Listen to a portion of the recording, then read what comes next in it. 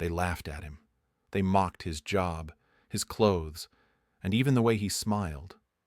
To them, he was just a nobody, a waiter. But what they didn't know was that the boy they were looking down on would one day own the very place they sat in. His name was Samuel.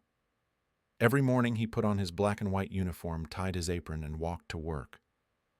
The restaurant wasn't anything fancy, just a small, noisy place on the corner of a busy street. Wooden chairs, chipped tables, and the smell of frying oil in the air. Samuel was 19, thin, quiet, always polite. He didn't say much, but he noticed everything. The way people talked, the way they treated each other, the way they treated him. Most customers didn't even look him in the eye. To them he was invisible, a background character in their busy day, a boy who took orders and cleaned up crumbs. But Samuel didn't mind, at least not on the outside.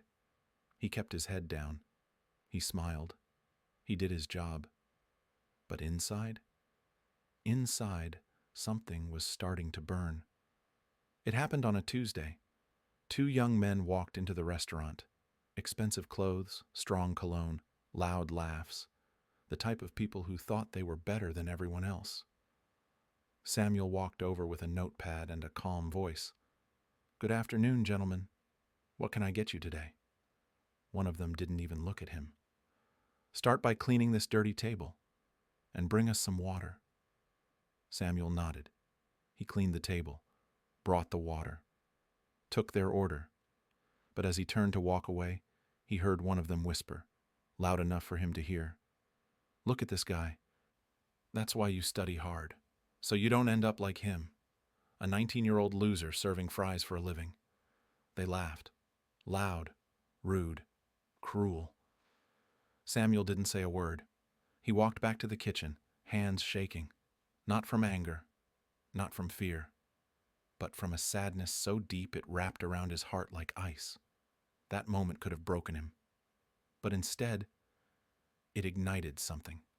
That night, after his shift, he walked alone through the quiet streets. Streetlights flickered above. His reflection stared back at him in a store window, tired, worn out, and invisible. But in his eyes, a tiny spark was starting to grow. He had enough of being looked down on. Not to prove anything to them, but to prove something to himself. That he was not a failure, that he had value. Samuel didn't have money. He didn't have connections. He didn't even have a degree. But he had a notebook. And in that notebook he started writing. Every day, after work, he wrote down everything he saw, what dishes sold the most, what time the restaurant got busy, what customers complained about, how the staff acted, how the owner managed things. He didn't just serve food. He was studying the business. Quietly, patiently, while no one was watching, while the world saw just another poor waiter. Samuel was building something no one could see, but the road would be long, and the humiliation wasn't over. What no one knew was that this quiet boy, this invisible waiter, would soon turn the story upside down. Weeks passed. Samuel kept working quietly at the restaurant. The same routine, the same tired faces, the same cold looks from customers who never saw him as more than a servant. But every night, after work, he opened his notebook. He wrote down what dishes took longer to prepare, which ones made the most profit, how long people stayed, what they ordered, how many times they came back. He even started sketching out floor plans, imagining how he would rearrange the tables to make more space. No one knew what he was doing. Not the customers, not even the owner. To them, Samuel was just a waiter. But in his mind, he was already something more. At home, he spent hours on the internet, watching videos about business, restaurants, customer service. He didn't have money for school, but he taught himself. He studied every night while the city slept, and slowly, everything started to make sense. The restaurant was losing money. Samuel could see it. Customers weren't coming back. The food was average. The service was rushed. The owner didn't care anymore. He only showed up once a week, left everything to a tired manager who was just waiting for retirement. Samuel saw the cracks, and quietly he started thinking, what if he could fix it? One day, he was cleaning a table when he overheard something. A man in a suit was sitting near the kitchen, talking to the manager in a low voice. "I'm telling you," the man said, "if this place keeps bleeding money, we'll have to sell. No one's going to keep investing in a sinking ship." Samuel froze. Sell? His heart raced. That night he couldn't sleep. What if they really sold it? Could he, someone like him, actually buy a restaurant? It sounded crazy. He had no savings, no rich relatives. No bank would ever give a loan to a 19-year-old waiter. But the idea wouldn't leave his mind. He started asking questions, carefully, quietly, talking to suppliers when they delivered, asking how much ingredients cost, watching how the money was counted at the end of each day. And then something unexpected happened. A customer came in, an old man, alone, quiet. He ordered a simple meal, soup and bread. Samuel served him like he always did, kindly, respectfully, with care. The man looked up. "You're not like the others," he said. Samuel smiled. "I just try to do my best." The old man nodded. "How long have you worked here?" "Almost a year." "And do they treat you well?" Samuel hesitated, then said, "I'm just here to learn." The man's eyes narrowed, like he was thinking deeply. Then he smiled. "Keep learning. You never know what doors might open." He left a generous tip. And more than that, he left hope. Samuel felt something shift inside him that night. He didn't know how or when, but he made himself a promise. One day, I'll come back here, not as a waiter, but as the owner. Samuel worked harder than ever. Every shift, every task. He treated it like training. He learned how to handle rude customers without losing his calm. He watched how the kitchen worked, how the orders were prepared, how the inventory was managed or mismanaged. And all the while his notebook grew thicker. He started saving every bit of money he could. No expensive clothes, no outings, no distractions, just long days of work and quiet nights of learning. He also began doing small favors for the manager, helping with schedules, fixing small problems, offering ideas politely.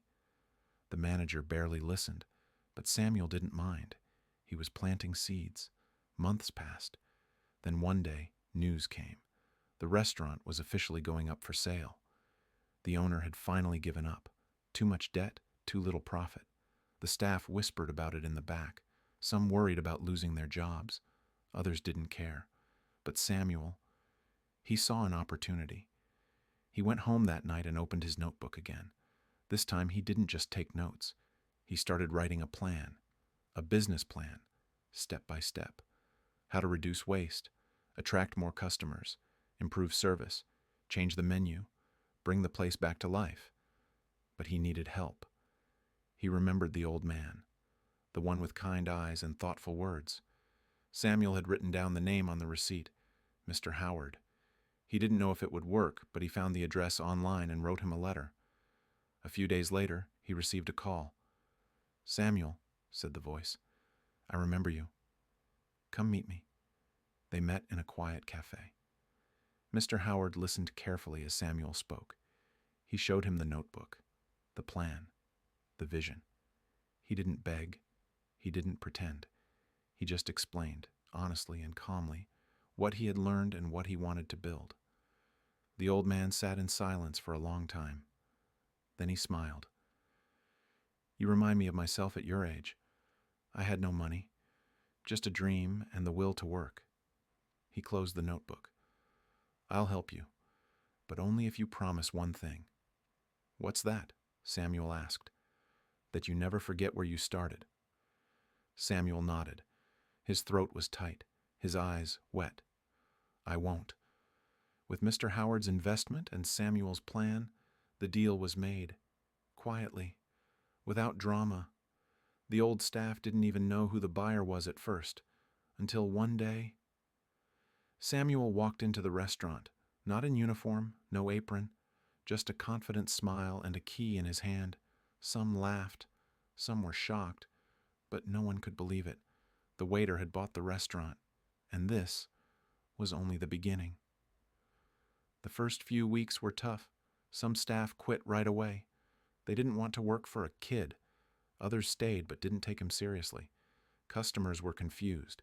They'd known Samuel as the waiter. Now he was giving orders, but Samuel didn't let it get to him.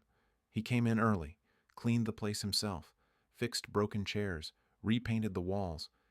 He changed the lighting, rearranged the tables, and updated the menu with simple, fresh dishes people actually liked.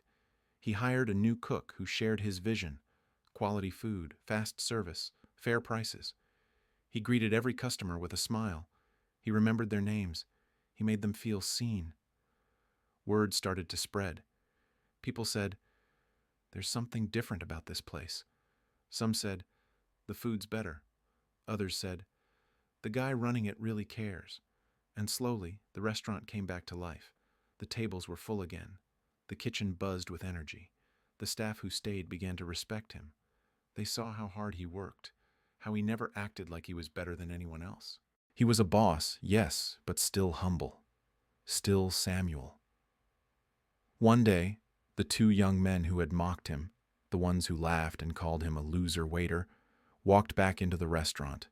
They didn't recognize him at first. They ordered like they always did, gave short answers, no eye contact. Then Samuel came to their table. "Good afternoon, gentlemen," he said. "Welcome back." They looked up. Their faces changed. One of them blinked. "Wait, aren't you—" "Yes," Samuel said, smiling gently. "I used to serve your table." They sat in silence, awkward, embarrassed. "Well, we didn't know you," Samuel interrupted kindly. "It's all right. Would you like to try our new house special? It's on the house." They nodded slowly. He served them with the same kindness, the same respect. No revenge, no coldness, just grace. That moment said more than any speech ever could.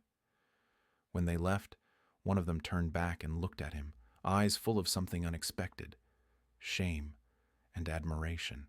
Samuel didn't smile because he'd won. He smiled because he hadn't let bitterness win inside him. He didn't just rebuild a business. He rebuilt himself.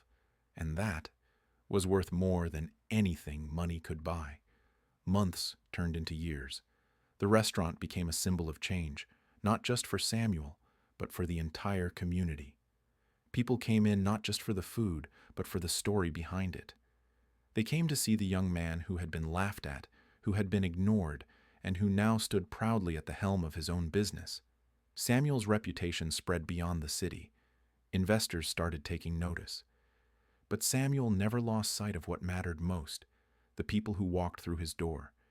He kept the atmosphere warm, the food simple but delicious, and the service as personal as ever. He expanded slowly, carefully. He opened a second location, then a third. His small empire began to grow, but he stayed grounded. He remembered the days when he was the invisible waiter, the one nobody cared about. And he made sure that every person who worked for him was treated with the same kindness and respect he had always hoped for. But the most important part of his success wasn't the money or the fame. It was the freedom he had earned, the ability to wake up every day and do something he loved, the ability to prove to himself and to the world that his worth wasn't tied to anyone's judgment. One afternoon, years after he bought the restaurant, he stood behind the counter, watching his staff serve the busy lunch crowd. The old man, Mr. Howard, came in for a visit. He walked through the door, his face lighting up when he saw Samuel at the counter. "Well, well," Mr. Howard said with a smile. "I knew you had it in you." Samuel smiled back. "You were right. Never forget where you started." The old man nodded. "And remember, you're not just running a restaurant. You're running a legacy." Samuel looked around at the bustling restaurant, the laughter, the chatter, the food being served with care, and knew Mr. Howard was right. He had created something that would last. A few months later, Samuel was invited to speak at a business conference, a panel of successful entrepreneurs, each with their own story of struggle and triumph. He stood on stage, looking out at the audience of hundreds, all listening intently to his story. At the end, he was asked the question everyone always wanted to know: "What's the secret to your success?" Samuel paused. Then he said with a quiet smile, "There's no secret. Just hard work, patience, and believing in yourself when no one else does." The crowd applauded. But Samuel didn't care about the applause. He didn't care about the recognition. What mattered to him more than anything was knowing that the quiet, invisible waiter who had once been laughed at had become the man he always knew he could be. The man who had built something meaningful. And that was enough.